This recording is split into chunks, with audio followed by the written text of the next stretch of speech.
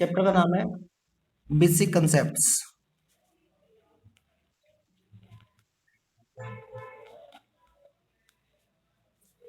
Of macro economics.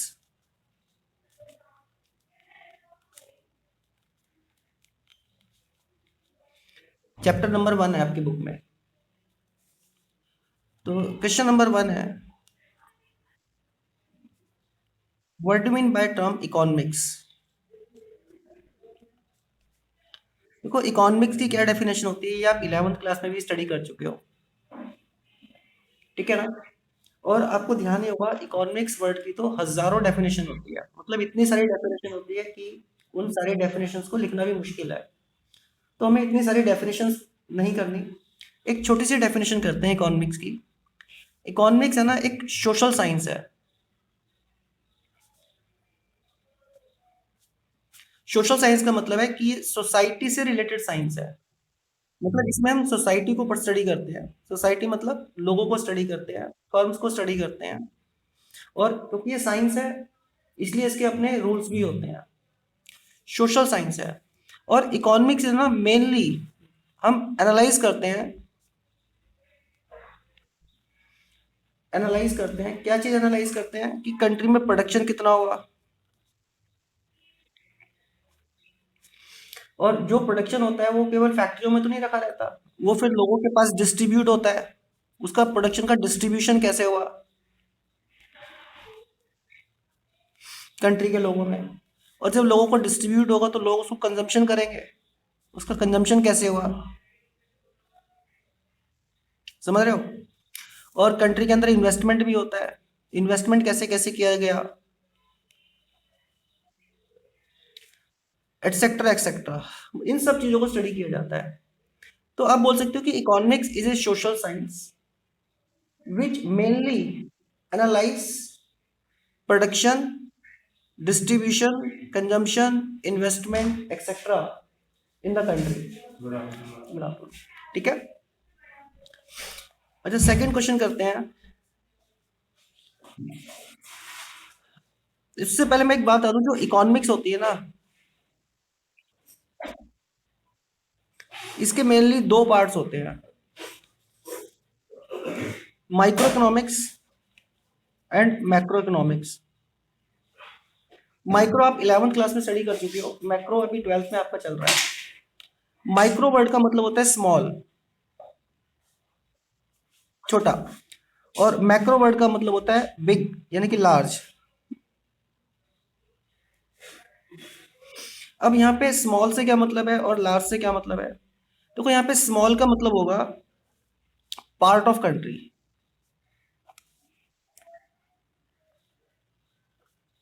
और large का मतलब होगा होल कंट्री, ठीक है। तो अगर हम मैक्रो इकोनॉमिक्स की बात करें ना, तो मैक्रो इकोनॉमिक्स इकोनॉमिक्स का वो पार्ट है जिसमें हम पूरी कंट्री में प्रोडक्शन कितना हुआ, कंट्री का इनकम कितना है, कंट्री का इन्वेस्टमेंट कितना है, जनरल प्राइस लेवल कितना है, मतलब पूरी कंट्री के बारे में स्टडी करते हैं। जबकि माइक्रो इकोनॉमिक्स में कंट्री के केवल एक पार्ट को स्टडी करते हैं। जैसे मैं एक एग्जांपल लूं, आप मुझे बता सकते हो कि सपोज हम ये स्टडी करना चाहते हैं कि मिस्टर एक्स की इनकम कितनी है, तो कहाँ स्टडी करेंगे, मिस्टर एक्स तो पार्ट है ना कंट्री का, तो इसे कहाँ स्टडी करेंगे हम, माइक्रो इकोनॉमिक्स में। अच्छा दूसरा एग्जांपल, अगर मैं कहता हूं कि मान लो मारुति कंपनी, नाम तो सुना ही होगा, मारुति कंपनी का इनकम स्टडी करना चाहते हैं, तो मारुति कंपनी भी कंट्री का पार्ट है, तो कहाँ स्टडी करेंगे इसको, माइक्रो इकोनॉमिक्स में, ठीक है। और अगर मैं बात करूं कि इंडिया के अंदर सपोज जितनी भी कार बनाने वाली कंपनी है, ऑल कार कंपनीज, इनकी इनकम को स्टडी करना चाहते हैं, तो बताओ इसे कहाँ स्टडी करेंगे।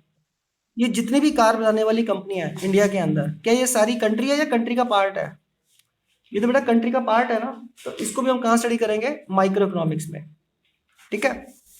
मैक्रो में क्या स्टडी करेंगे हम, इसमें किसी एक पर्सन या एक कंपनी या एक इंडस्ट्री की इनकम को स्टडी नहीं करेंगे, बल्कि हम स्टडी करेंगे नेशनल इनकम कितनी है, यानी कि पूरी कंट्री का इनकम कितना है। नेशनल प्रोडक्शन कितना है, एग्रीगेट डिमांड कितना है। एग्रीगेट डिमांड मतलब किसी एक पर्टिकुलर चीज की डिमांड नहीं, कंट्री में टोटल डिमांड कितनी है, आप लास्ट चैप्टर में कर चुके हो। और एग्रीगेट सप्लाई कितनी है कंट्री के अंदर, और प्राइस लेवल कितना है।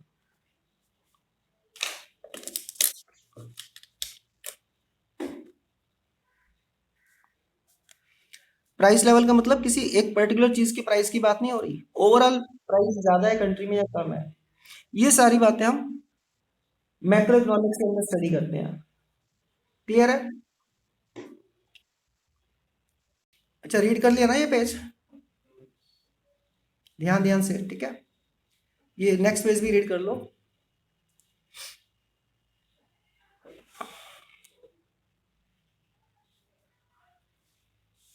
अच्छा, क्वेश्चन नंबर 4, वो कह रहा है कि जो टेक्सटाइल इंडस्ट्री है, टेक्सटाइल इंडस्ट्री का मतलब होता है कंट्री के अंदर जितनी भी कंपनी है, छोटी बड़ी टेक्सटाइल मैन्युफैक्चरर्स हैं, उन सबकी इनकम को, प्रोडक्शन को हमें स्टडी करना है। तो इसे हम माइक्रो इकोनॉमिक्स में स्टडी करेंगे या मैक्रो इकोनॉमिक्स में। देखो आंसर बिल्कुल सिंपल है, मैंने आपको बताया था। माइक्रो इकोनॉमिक्स में कंट्री का पार्ट स्टडी किया जाता है। तो टेक्सटाइल इंडस्ट्री कंट्री तो नहीं है ना, वो तो कंट्री का एक पार्ट है। तो इसको हम कहाँ स्टडी करेंगे, माइक्रो इकोनॉमिक्स में। क्लियर। क्वेश्चन नंबर 5, डिफरेंशिएट करना है between micro economics and macro economics. Micro और मैक्रो इकोनॉमिक्स में क्या डिफरेंस है। First point, subject matter. Micro economics क्या स्टडी करती है, individual economic unit. Individual economic unit का मतलब क्या होता है, इसका मतलब केवल एक सिंगल पर्सन से मत समझ लेना।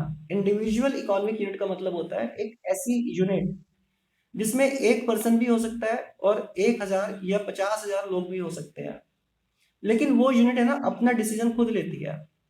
जैसे फॉर एग्जांपल, एक पैटी शॉपकीपर है, मिस्टर ए, ठीक है, वो अकेले अपने बिजनेस का ऑनर है, तो बिजनेस को कैसे रन करेगा डिसीजन वो खुद लेगा, मिस्टर ए, कोई और तो उसमें इंटरफेयर नहीं कर सकता। तो यहाँ पे मिस्टर ए एक इंडिविजुअल इकोनॉमिक यूनिट हो गया, ठीक है। एक दूसरा एग्जांपल लूँ, जैसे मारुति कंपनी है। अब मारुति कंपनी में तो हजारों वर्कर्स काम करते हैं। मारुति कंपनी को कोई डिसीजन लेना है अपने बिजनेस से रिलेटेड कि प्रोडक्ट का प्राइस बढ़ाए कम करे, नया मॉडल लॉन्च करे या ना करे, तो ये डिसीजन कौन लेगा, मारुति कंपनी खुद लेगी, कोई और तो नहीं लेगा। तो मारुति कंपनी भी एक इंडिविजुअल इकोनॉमिक यूनिट हो गया। अच्छा, फिर इंडियन रेलवे, अगर अगर मैं बात करूं, इंडियन रेलवे में लगभग 15-16 लाख वर्कर्स काम करते हैं। अब इंडियन रेलवे भी तो डिसीजन लेती है ना कि उसको कौन सी नई ट्रेन चलानी है या पुरानी ट्रेन बंद करनी है, चार्जेस ज्यादा करने हैं कम करने हैं, तो डिसीजन इंडियन रेलवे खुद लेती है। तो इंडियन रेलवे भी क्या हो गया, एक इंडिविजुअल इकोनॉमिक यूनिट हो गया, राइट। जबकि जो मैक्रो इकोनॉमिक्स होती है ना, ये पूरी कंट्री को एज ए होल डील करती है, मतलब कंट्री के पार्ट को डील नहीं करती, पूरी कंट्री को एज ए होल डील करती है। सेकंड तो फिर बिल्कुल क्लियर ही है। माइक्रो इकोनॉमिक्स में इंडिविजुअल पर्सन या फर्म या कोई एक सेक्टर एक्सेट्रा को स्टडी करते हैं, जबकि मैक्रो इकोनॉमिक्स में जनरल प्राइस लेवल कितना है, मतलब कंट्री में महंगाई ज्यादा है कम है,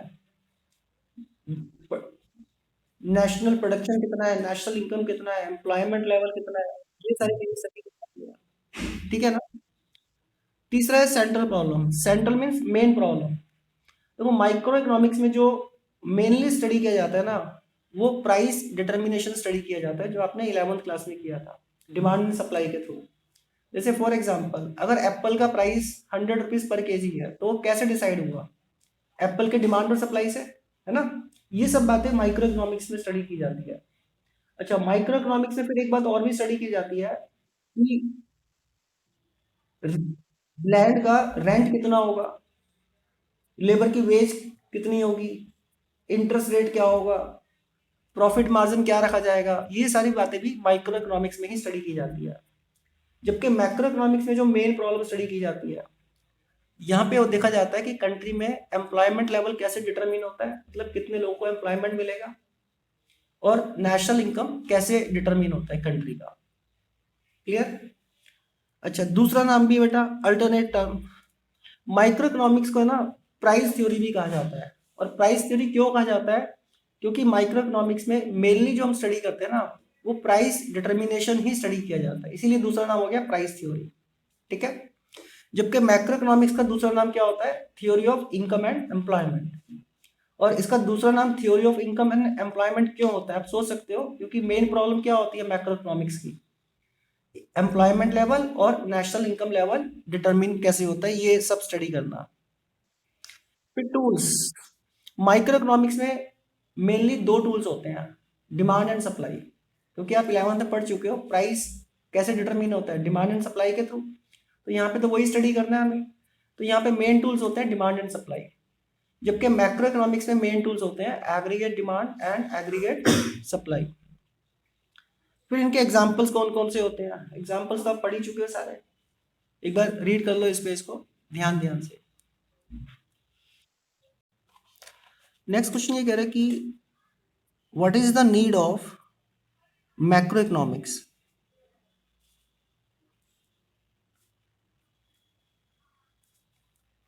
मैक्रो इकोनॉमिक्स की नीड क्या है? क्वेश्चन ध्यान से समझना, आंसर इसका इजी है। देखो मान लो ये एक कंट्री है, इस कंट्री का कुछ भी नाम हो सकता है। और इस कंट्री में सपोज मैंने कहा कि ए बी सी, इस तरीके से हजारों लाखों लोग हैं। ठीक है।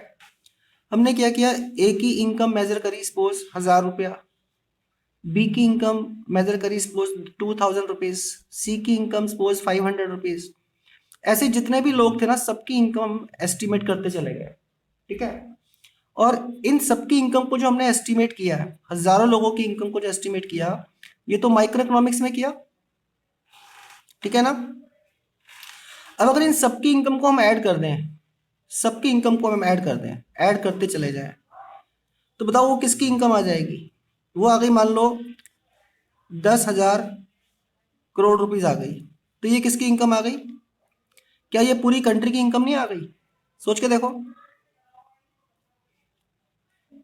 भाई, माइक्रो माइक्रो माइक्रो लेवल सब ऐड कर दें तो वो मैक्रो लेवल आ गया ना, है ना। तो जब माइक्रो इकोनॉमिक्स से ही हम काम चला सकते हैं, मतलब माइक्रो के जो हैं उनको प्लस करके मैक्रो का आंसर हम लेके आ सकते हैं, तो फिर मैक्रो सेपरेट पढ़ने की नीड क्यों है हमें?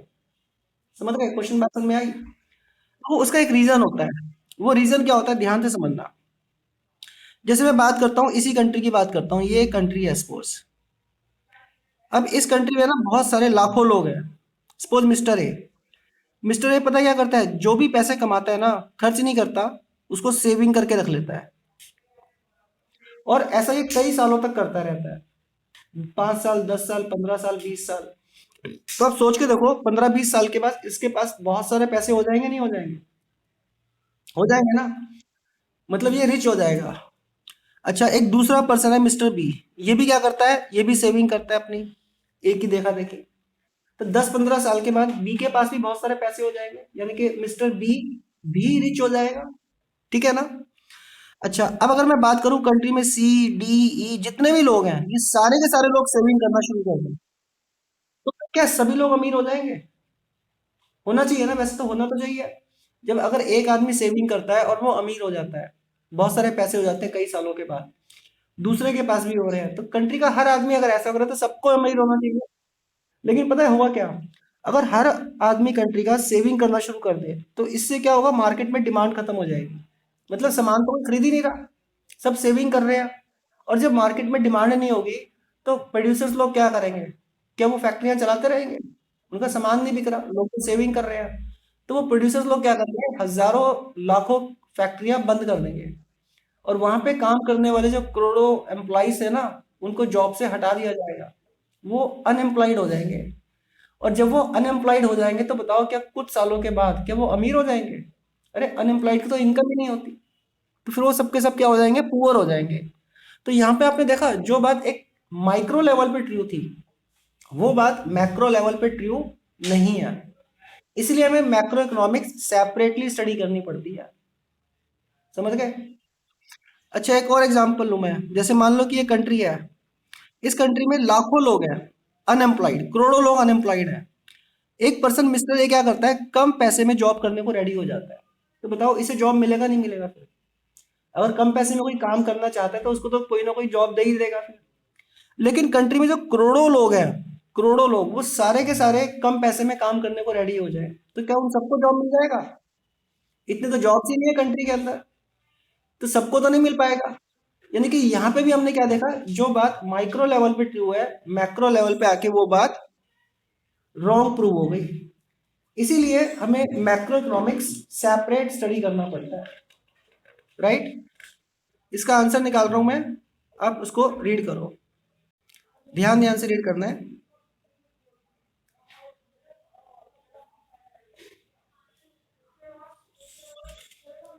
ये नेक्स्ट पेज भी रीड कर लो।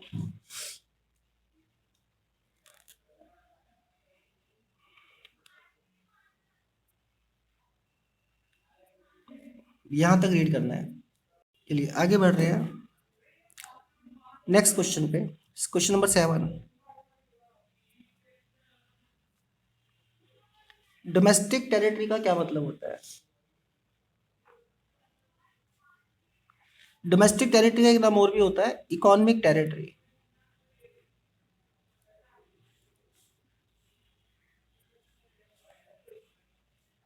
और territory means area.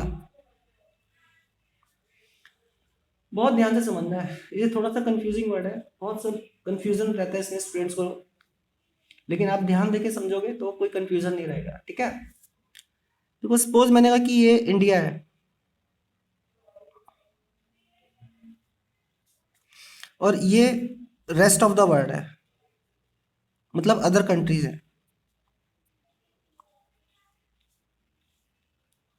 Of the world. हम इंडिया के पॉइंट ऑफ व्यू से समझते हैं कि इंडिया का डोमेस्टिक टेरिटरी क्या होगा। देखो जितना भी एरिया इंडिया का है, इसमें से कुछ एरिया, सपोज ये वाला एरिया मैंने माइनस कर दिया, डिलीट कर दिया यहां से, ठीक है। और बाहर की कंट्रीज में जितना भी एरिया है उसमें से कुछ एरिया मैंने क्या किया, ऐड कर दिया, समझ गए, और इनको मैंने शेडेड कर दिया।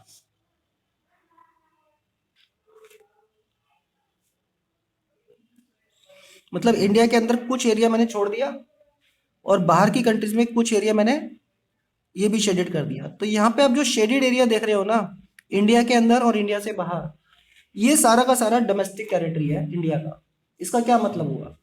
देखो डोमेस्टिक टेरिटरी के लिए ना मेन मेन जो आपको ध्यान रखना है वो एरिया, अगर हम इंडिया की बात कर रहे हैं तो जहाँ पे इंडियन गवर्नमेंट्स के बनाए हुए रूल्स ही फॉलो किए जाएंगे, बाहर की कोई कंट्री उसमें इंटरफेयर नहीं कर सकती, ठीक है।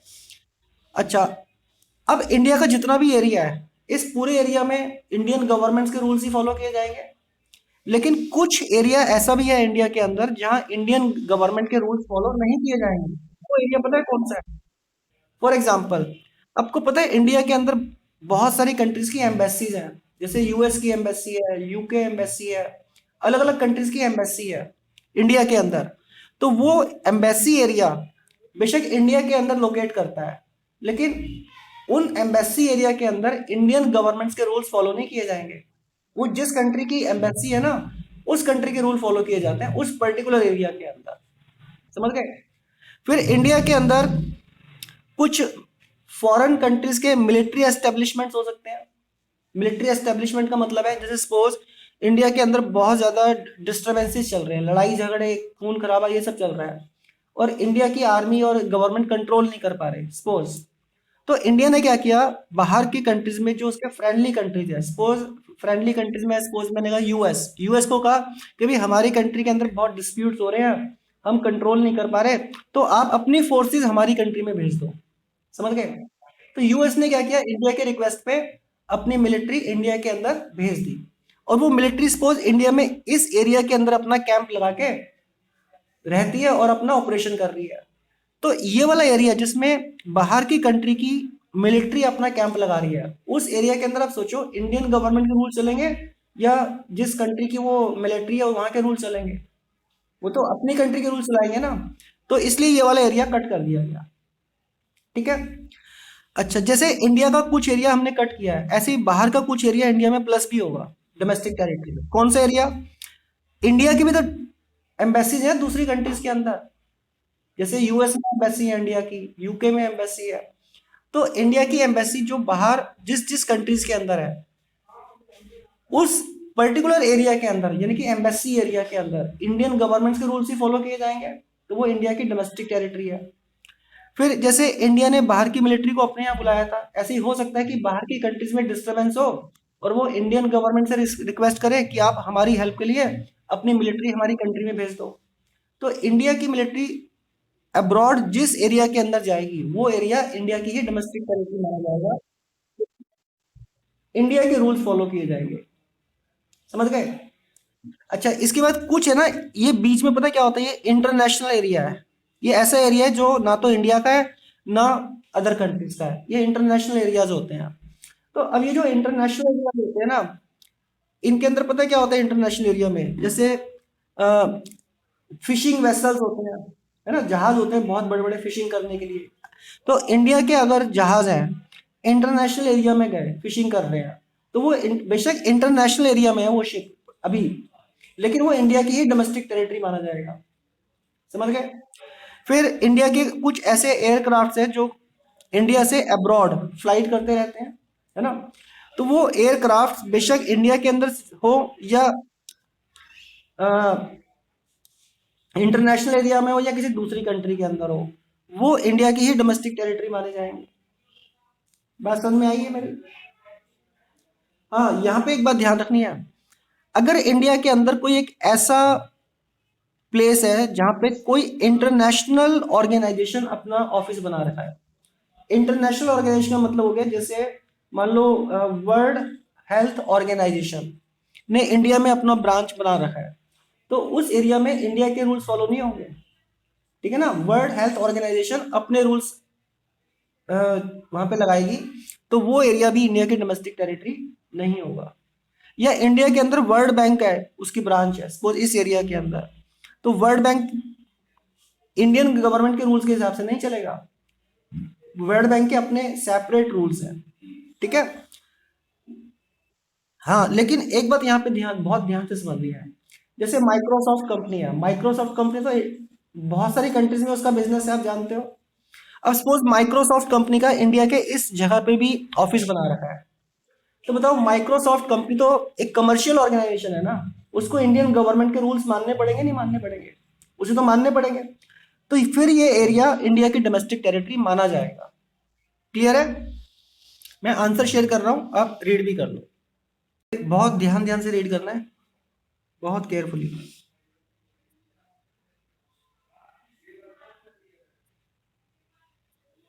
ये पेज भी ध्यान ध्यान से रीड कर लो।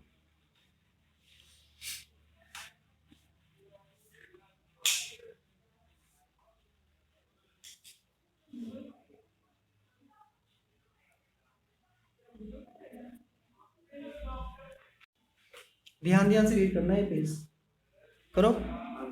ये पेज ही बेटा रीड कर लो।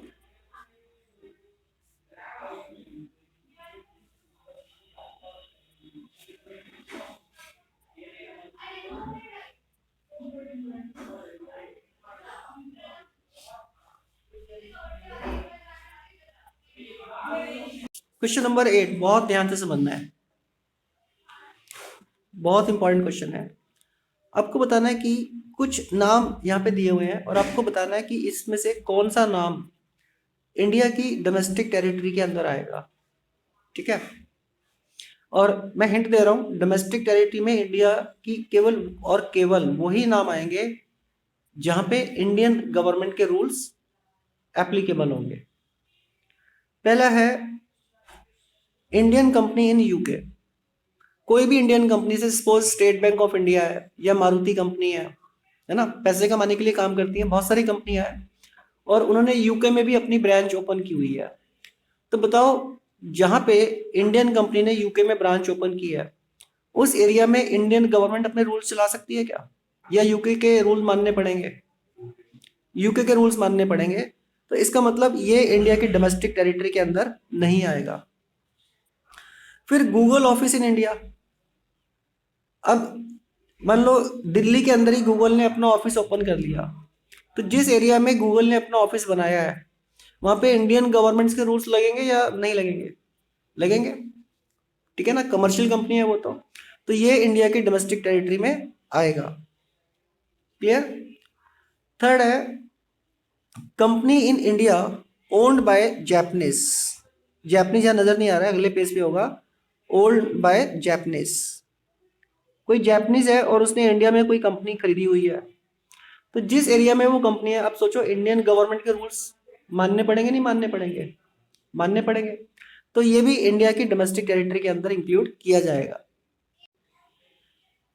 Office of state bank of India in Japan.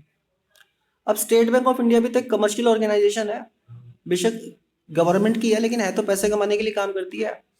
और एसबीआई ने जापान में अपनी ब्रांच ओपन कर ली, तो उसको जापानीज गवर्नमेंट के रूल्स मानने पड़ेंगे ना, इंडियन गवर्नमेंट तो अपने रूल्स नहीं लगा सकती। तो ये इंडिया की डोमेस्टिक टेरिटरी में इंक्लूड नहीं किया जाएगा। कोई फॉरेन ब्रांच इंडिया में, फॉरेन बैंक इंडिया में अपनी ब्रांच ओपन कर लेता है, तो उसको इंडियन गवर्नमेंट के रूल्स मानने पड़ेंगे नहीं मानने पड़ेंगे? मानने पड़ेंगे। तो ये इंडिया की डोमेस्टिक टेरिटरी है। Indian embassy in America. अब इंडियन गवर्नमेंट ने अमेरिका के अंदर अपनी एम्बेसी ओपन कर ली, तो वो जो एम्बेसी एरिया है इंडिया का, बेशक वो अमेरिका के अंदर सिचुएटेड है, लेकिन उस एरिया के अंदर रूल्स कौन सी गवर्नमेंट के लगेंगे? इंडियन गवर्नमेंट के, क्योंकि वो इंडिया गवर्नमेंट की एम्बेसी है, तो ये इंडिया की डोमेस्टिक टेरिटरी माना जाएगा। फिर अमेरिकन एम्बेसी है इंडिया में, तो उस एम्बेसी एरिया में इंडियन गवर्नमेंट अपने रूल्स लगा सकती है क्या? नहीं, वो तो अमेरिका के रूल्स से चलेंगे, तो ये इंडिया की डोमेस्टिक टेरिटरी नहीं माना जाएगा। फिर Indian hotel company rented its building to Google in America. क्या मतलब हुआ? इंडिया की कोई होटल कंपनी है और उसने अमेरिका में कोई बिल्डिंग खरीदी हुई है, और वो बिल्डिंग उसने गूगल कंपनी को अमेरिका के अंदर ही रेंट पे दे दी, ठीक है? तो उस एरिया के अंदर बताओ इंडियन गवर्नमेंट के रूल चलेंगे या अमेरिकन गवर्नमेंट्स के? अमेरिकन गवर्नमेंट के। तो ये इंडिया की डोमेस्टिक टेरिटरी में नहीं आएगा। क्लियर है ये बात? What is the importance of concept of domestic territory? जैसे हमने डोमेस्टिक टेरिटरी का मतलब समझा, लेकिन इसको हम क्यों पढ़ते हैं, इसका इंपॉर्टेंस क्या है? कुछ ना कुछ तो यूज होना चाहिए। तो मैं आपको बता दूं, देखो बेटा, इसका सिर्फ और सिर्फ ये यही है कि अगर हम डोमेस्टिक टेरिटरी के अंदर कितना प्रोडक्शन हुआ है फाइनल गुड्स एंड सर्विसेज का, उसकी मनी वैल्यू निकालने, ठीक है, तो वो सारा मिला के कहलाता है domestic income of the country. मैं रिपीट कर देता हूं, डोमेस्टिक टेरिटरी का एक ही इंपॉर्टेंस है, एक साल के टाइम पीरियड में विद इन डोमेस्टिक टेरिटरी जितना भी फाइनल गुड्स एंड सर्विसेज का प्रोडक्शन हुआ है उसकी मनी वैल्यू को कहा जाता है डोमेस्टिक इनकम या डोमेस्टिक प्रोडक्ट बोल दो। यही इंपॉर्टेंस है बस। ये आंसर आप रीड कर लो।